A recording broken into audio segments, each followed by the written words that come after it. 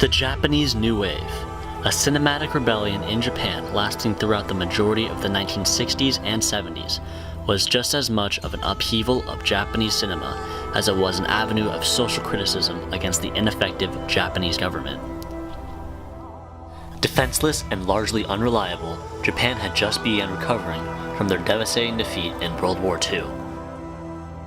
A brand new alliance with the nation's former enemy, the United States, sparked hesitant young students to engage in AMPO protests. As a result of these protests, alongside discrimination against Koreans, an ever-widening wage gap, and a clash for women's rights, most of Japan's citizens were engaged in a bloodless civil war, constantly fighting to stray from tradition and inspire innovation.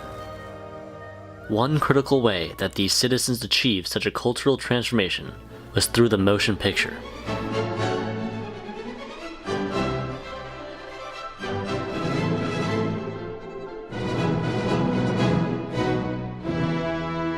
At the time, television began distracting a majority of female viewers from traditional cinema, almost forcing the industry to approach bankruptcy.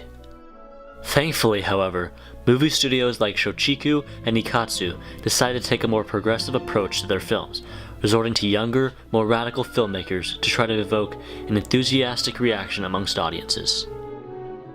These new filmmakers included one of the most famous directors from the era, Nagisa Oshima, who directly challenged traditional Japanese cinema through his most radical movie, Death by Hanging. This movie served as a protest against racist politics against Koreans and the inhumane abuse of the death penalty by the Japanese government.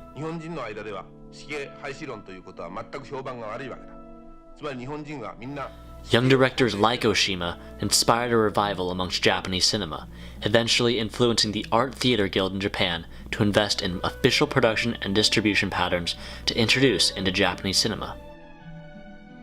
The ATG not only allowed many new directors to share their films, but also widely distributed the films, enabling them to gain greater popularity around the country.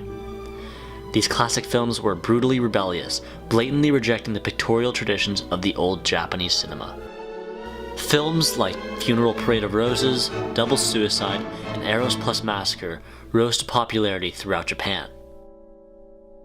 Funeral Parade of Roses, directed by Toshio Matsumoto in 1969, provides a perfect example of the type of progressive storylines that Japan New Wave films often implemented. The story revolved around a love triangle in a gay bar in Tokyo between a man named Eddie, a transvestite named Lita, and a drug dealer named Gonda. The story dealt with suicide, homosexuality, and even incestual relationships. The movie set the tone for breaking previously untouchable boundaries in Japanese culture.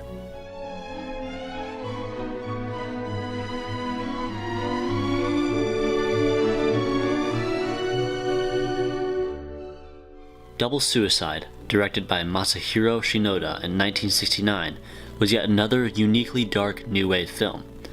The plot centered around 18th century Japan, focusing on struggling paper merchant Jihei and his passionate relationship with Koharu. When rich merchant Tahei threatens to buy Koharu's indenture, the couple resolve that suicide is the only way for them to be together forever.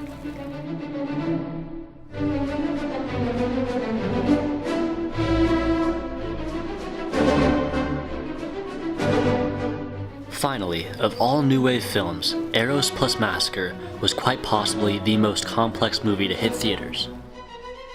Widely considered as director Yoshishige Yoshida's masterpiece, the film followed Osugi as he endures a massive earthquake in Japan.